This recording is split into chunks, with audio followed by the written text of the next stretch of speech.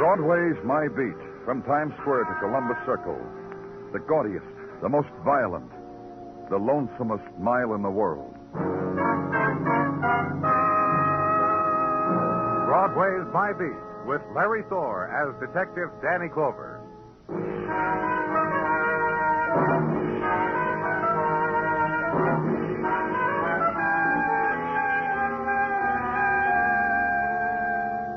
The dawn mists of November are drifting, slow swirling, clinging to street lamp.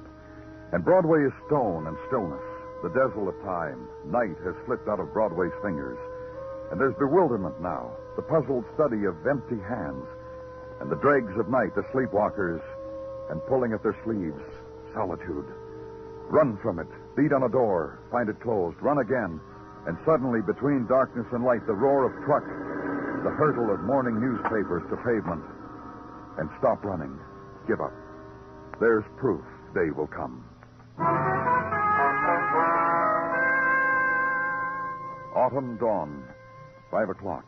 And downtown and east from Broadway, the street lined with November trees, to the private library of the Bentley Foundation, where Detective Muggavan was, and a woman lying wounded against a litter of books. When she got shot, she must have stumbled around, Danny, fallen against that book rack, knocked it over. Who found her? Custodian. Oh. Came in here with his mop and pail and dust rag, grabbed a dime out of the cash box and called it in. It unsettled him, he says. Says he can't work a lick today. I told him I'd fix it with his boss. Oh. She's in bad shape, Muggavan. Have you... Yeah. I called for the ambulance, Danny. Be here any minute. Don't worry about it. Know who she is? Yeah, custodian filled me in. Amelia Lane. She was working here as librarian when he got this job. Told me she was kind, thoughtful, never yelled at him once. Had a stretch to hear her sometimes, he said. Said the staff gave her a birthday party around 6 months ago, her 50th. Said the cake was chocolate with marshmallow frosting in the shape of an open book. You and the custodian got along real well, huh? Yeah, a nice guy, Danny. He was real sorry about Miss Lane. He said people had to die this way. It shouldn't be Miss Lane. She's not dead. Well, he told me she would be. Said he just had a feeling because she was such a nice lady, a good lady. He said good people like Miss Lane don't happen often, don't last when they do. Ambulance, Dan. Yeah, go open the door for me.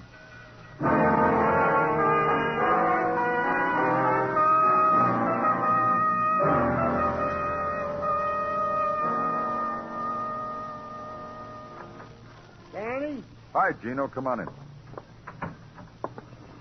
Your midday snack, Danny. Lox and cream cheese on toasted bagel. I told you I didn't want it toasted. What do you know about fancy lox and cream cheese eating? Coleslaw? Coffee? A Tootsie Roll? Tootsie Roll? I thought it would be nice. Thanks, Gino. What else have you got? The cream and sugar's already... No, I mean about work. Oh. Well? I got it right here.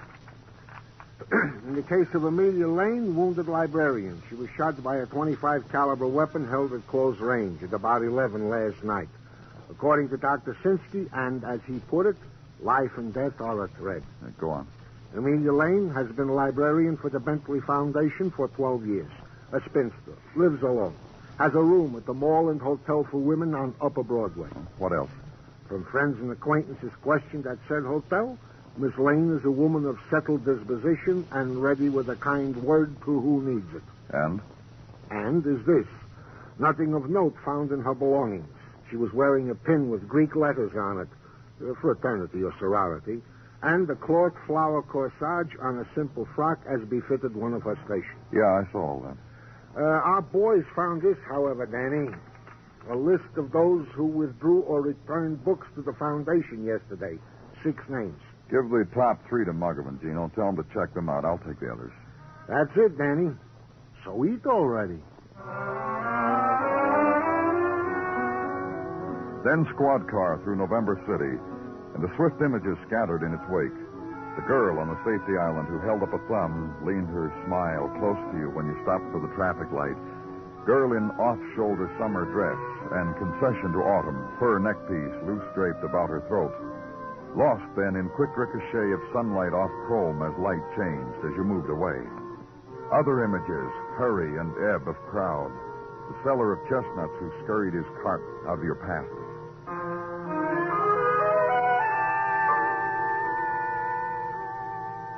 And finally, the side street, the first name on the list, Abby Forrest. You look, I don't know, startled. Is that it? Well, Miss Forrest, It's how young I am, isn't it, that brought that look to your face. How young I am in this fuzzy cardigan, the bare legs and the bobby socks and the saddle shoes. That's what did it to you, wasn't it? A woman was shot yesterday. Amelia Lane, librarian at the Bentley Foundation. I'm 17. I think you should know that. You brought some books back to the Bentley Foundation yesterday. Think of it, 17. Miss And Forrest. old enough to understand things. Understand why you looked at me like that. And why you're here. You think I shot that old lady? When were you there? When did you check those books in? I'll try again. You think I shot that old lady? Just tell me when you were there. Between Home Economics 1A and Elementary Psychology. Mm-hmm. I have these 2 hours off from the university 3 days a week. From 11 to 1. All to myself. And think how I used them. At Bentley Foundation. Poking into dusty old tomes. And I'm just a freshman. You were there between 11 and 1? Uh-huh. And Miss Lane was very helpful and asked how things were going for me. And I told her soon I'd hold out my hand and there would be the rich intellectual to kiss it and ring it and ask for it in marriage. And she blushed and I laughed out loud and she shushed me. Poor little old lady. If you see her, tell her I said that. Can you remember it? Or shall I write it down for you? You'll remember. You look very intellectual.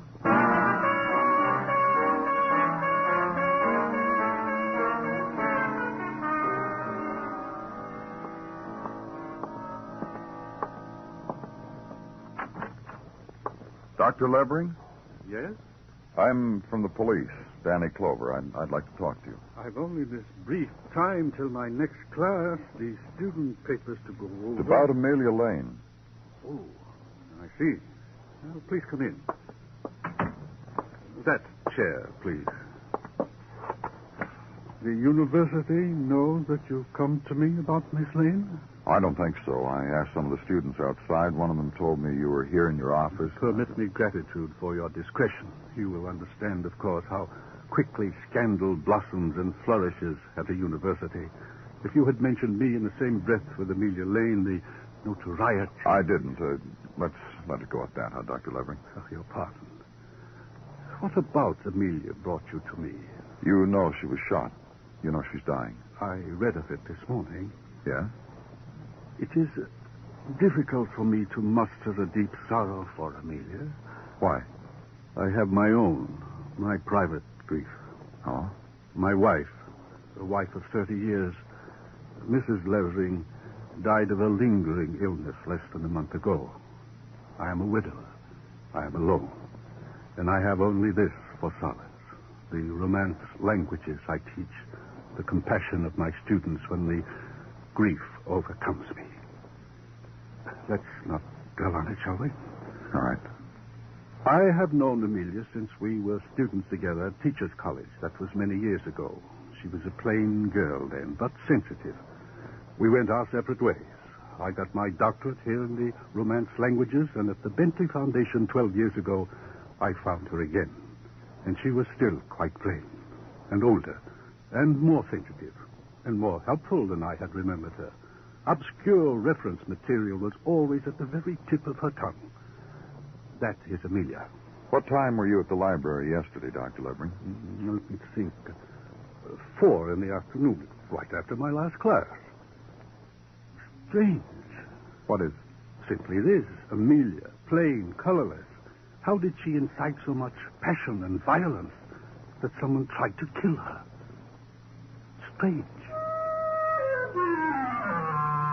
Then the man moved away from me, took a stance directly under a diploma, turned, looked at me. He formed a smile, raised his hands slightly, dropped them. As if the school bell had suddenly rung in the middle of something not too important. Class was over, and I was dismissed.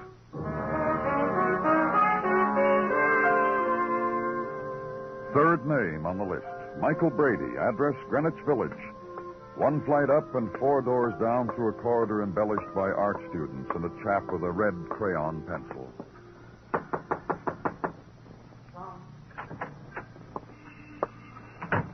Hi. Hello. Is your name Michael Brady? That's right. Won't you sit down? I'm glad you came. Oh? Yes, I'd been working. I needed a break. Rather, I needed an excuse for a break. I see. My name's Danny Clover. I'm from the police. Is there something I might do for you? It's about a woman named Amelia Lane. About her? She was shot late last night. Is she dead? No. Please take me to her. You were at the library yesterday. Please, it's so important that I go to her. All right, let's go. It looks cold out. Yeah, it is. I'd better put on a jacket. She's not going to die, is she? We mustn't let that happen. We must do everything we can. Everything's being done. That's very good. I need her badly. I tell you this because it's so very true. Yesterday when I saw her... What time was this? In the afternoon, about 4. When I saw her then, I told her just what I'm telling you. It would be pretty melancholy if anything happened to her. Oh? Yes. You see, I'm at the university. I met Miss Lane during summer session. I was doing a paper, so I went to Bentley. She was very kind to me. Helpful. Nothing must happen to her. The car's right over there. So much she knew. Where knowledge was. Beautiful things in books. Are you in love with Miss Lane? I love her. She is a person to love, you know. No, I mean... She calls me Michael. And to me, she's Miss Lane. Get in. Mr. Clover. Yes? Once I told her I loved her in a way I couldn't explain. She put her finger to my lips. How old are you, Michael? 18. Please, let's hurry.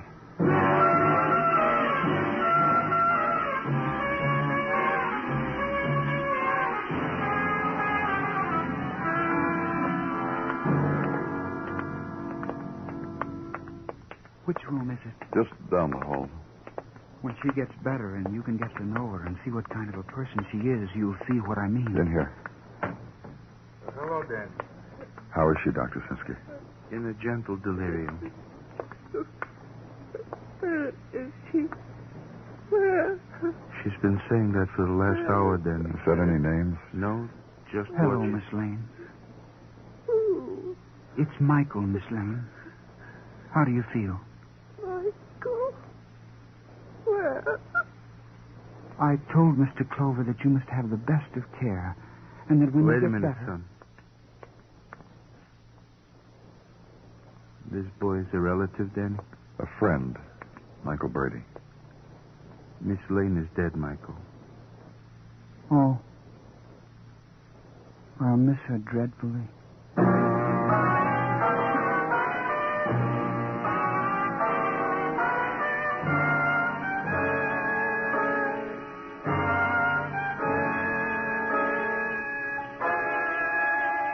You are listening to Broadway's My Beat, written by Morton Fine and David Friedkin, and starring Larry Thor as Detective Danny Clover. This Tuesday night, starting at 8 p.m. New York time, CBS Radio stops the entertainment in its tracks and begins the biggest election night reporting job in history. Make CBS Radio your election headquarters to receive up to the second all the color, all the trends, all the mounting totals. CBS Radio's great conventions reporting squad will be on the job from the initial returns until the president-elect is elected. Remember, this Tuesday night, starting at 8 p.m. New York time, you have a date with history at CBS Radio Election Headquarters.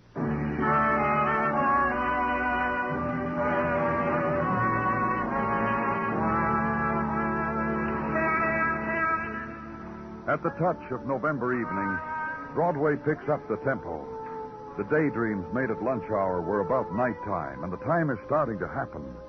This way, run up the steps from the subway, down the street, grab a partner, join the dance, and the riot happens. You play musical doorways against the skirt of laughter and trumpet until somehow you lose. Someone took your place, and you're all alone. So, light the cigarette. Take the 10 minutes for coffee. Try all over again.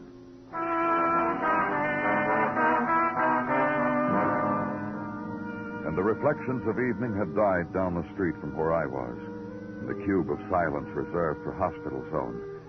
And within its corridors, a boy and Detective Muggavan. Feeling okay, Michael?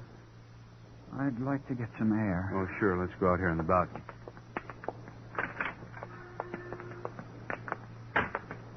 It's pretty chilly.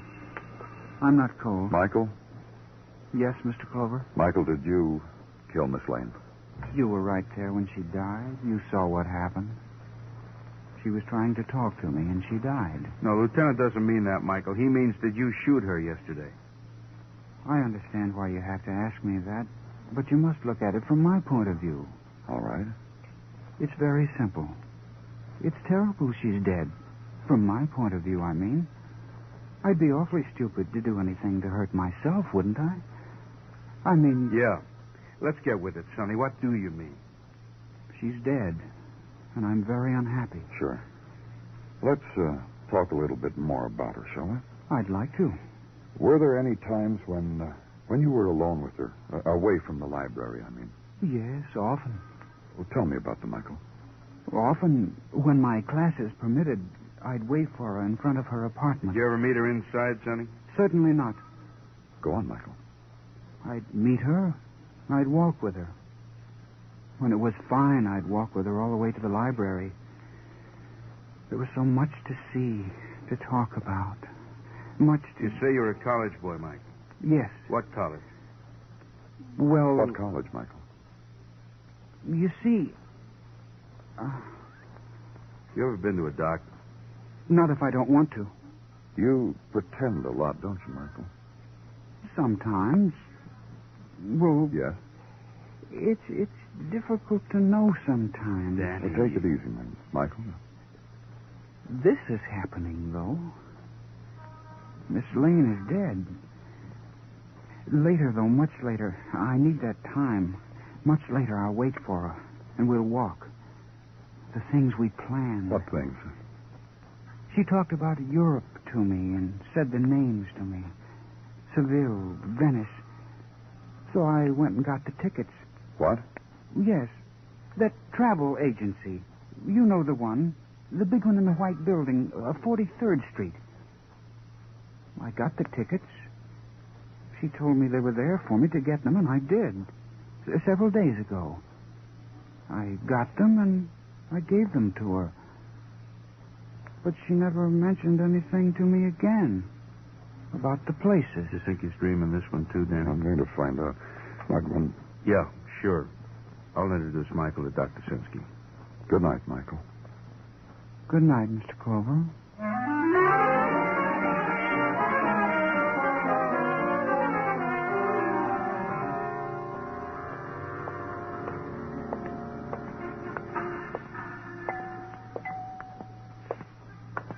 And that does it, doesn't it, Miss Lawton? Your tickets, your reservations, your pension in Firenze. Pardon. I'll be disengaged in a moment, sir. That's all right. Go ahead. Thank you. Italy will ravish you this time of year, Miss Lawton. It's so off-season.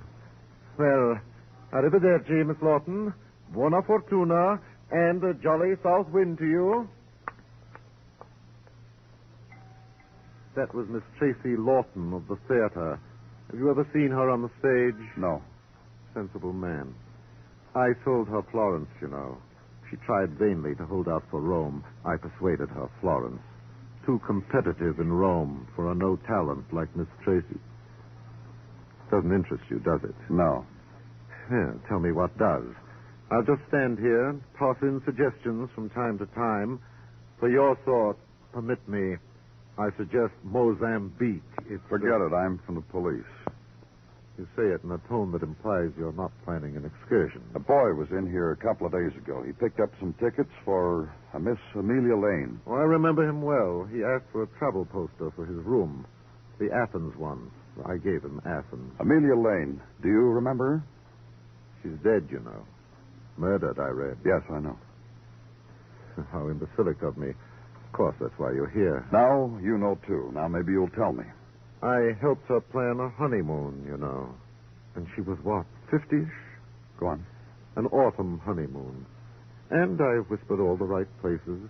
Paris, of course, Venice, Seville, and the latest French liner, which sails tomorrow evening. And she bought them all for two and paid cash and had that boy pick it all up. Was she with anyone when you... No. She was quite alone. She said she wanted the thing to be an exciting surprise for her fiancé, a wedding gift from her to him. Did she tell you who she was going to marry? I never really believed there was anyone. You think there was really someone to marry her? You know, I'm glad. I'm glad she had that dream, even if it came true only partially. Walk away from him and hit the night street, and consider the possibility that for Amelia Lane, librarian, it had been a dream. The voyage to the missed places, with lover and husband who never existed, except in pages of novel, except in youth memory, except in long ago summer image. But the fact of violent death, that had happened to her. From a mixed-up boy, maybe. Maybe from the man ahead of you who lurched into alley, or from someone who sat quietly at a window and savored. And Night Street becomes the night room and frayed rug, and the sleep coughing of the tenant upstairs, and the radio loud across the areaway. And finally, night is lost in river. In the morning, make the coffee, read the headlines, go to work. And in your office at police headquarters, Detective Muggavan has been waiting for you. Morning, Danny. Hi. I got an extra container of coffee there on your desk. I thought maybe you Yeah, wanted... thanks. I've been scrounging around, Danny. I think I... You checked the people on that list of suspects? Oh, nothing there, Danny. Ran them all down. Everyone with an alibi for the time of Miss Lane's murder. I checked, cross-checked, rechecked. Nothing there. You were going to say something else. What? Well, I think I've got a lead. Mm-hmm. Miss Lane's savings account. 2 weeks ago, she had almost $12,000 saved up. A week ago, she had nothing. She drew it all out. I saw her signature on the withdrawal slip. Anything else? Yeah, this. I've been carrying it around with me. This pin we found pinned to Miss Lane's dress, it's a frat pin. Now, I began running around to fraternities. It's very happy in fraternities this year. Get off it, Muggavan. Finally, I come up with an old frat boy, frat expert. He recognizes the pin. He said it was a local frat maybe 20, 25 years ago. Not social, cultural. Honorary students of culture, the students of Romance languages. Were you going to say something, Dan? Yeah. Thanks for the coffee, Muggavan.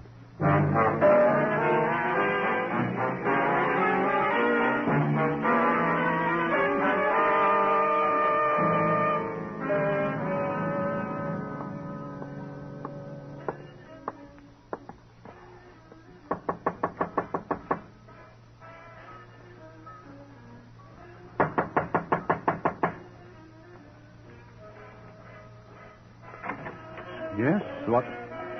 Oh, Hello, Dr. Levering. what is it? I want to talk to you. Yes? Can we go inside? I don't believe that... Doc, come back and listen to this. Let's go inside, Doctor. Hello, Miss Forrest. Hiya. You dance? I've been having to dance all by myself. What'd you do that for? I asked you something. What are you doing here, Miss Forrest? You're a man really interested in me, aren't you? Last time I was Cardigan. This is jazzier outfit? You'd better leave, Miss Forrest. Don't talk to me like that, Doc. I'm only 17 and I'll cry. I asked you something. What are you doing here? I'm just a freshman. The professor here knows all the answers. What am I doing here, Doc? I'll tell you, Mr. Clover. Mother was right. Men talk. Abby, What were you going to tell me, Dr. Levering? Miss Forrest is a student in one of my classes. Go on, Doctor. We're going out. That's right. I wrote Mother not to wait up. Please, Abby. Now, Mr. Clover, what is it? Still the same thing, Doctor. Still about Amelia Lane. If I had had anything to add to what I've already told you, I would have let you know. Isn't he sweet the way he talks? I think you'd better go now, Abby. Go? What do you mean? I'll meet you later. Meet you? Where? Yes. I'll meet you. Okay, Doc. If you want to. I've got to call my roommate, though. A caller from the outside. She's probably just leaving, Doc. I better call her. I told her to bring my bags here after she packed them for me. Hey, Doc. What's with you? We're not married yet. You little fool. You're talking to me, Doc.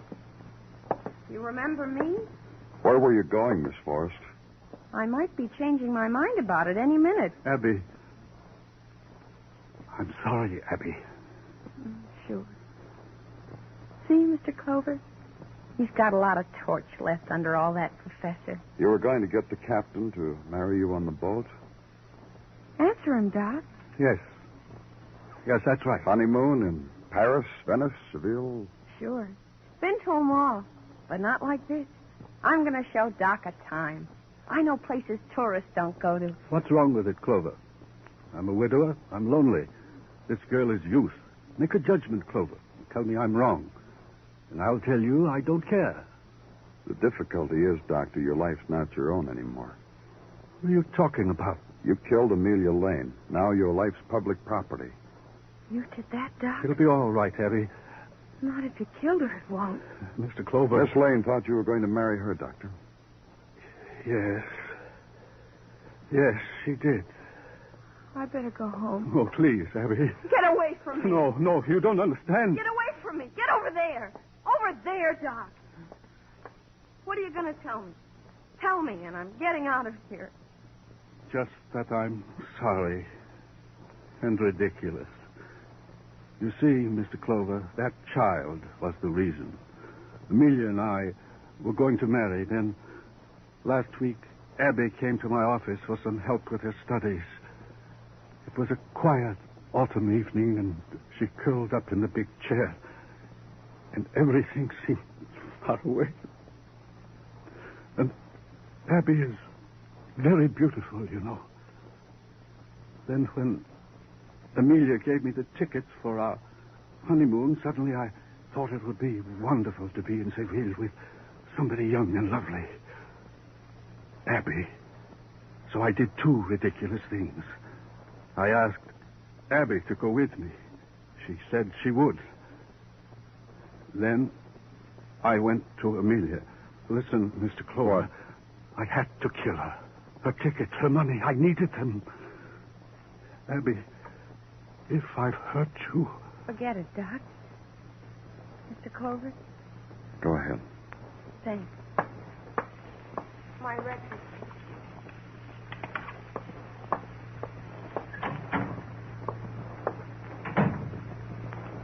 Let's go, Doctor.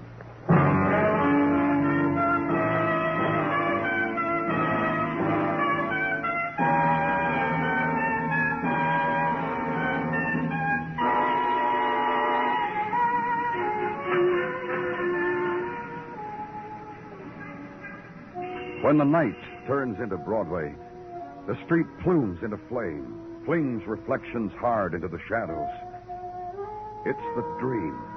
It's Blair that ebbs and screams again, and faces darting, wavering, lost forever. It's Broadway, the gaudiest, the most violent, the lonesomest mile in the world. Broadway, my beat.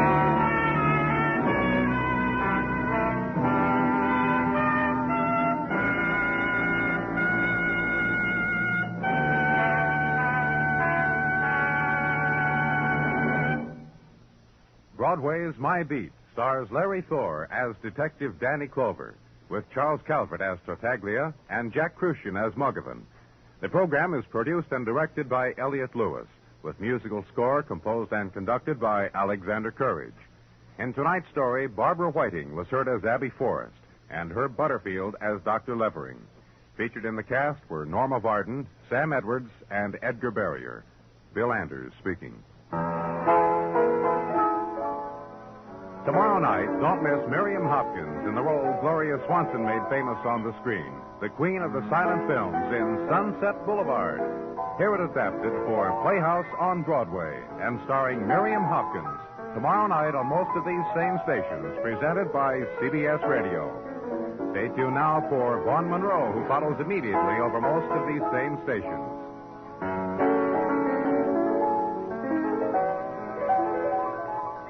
And remember, Eve Arden as our Miss Brooks teaches you how to laugh Sundays on the CBS Radio Network.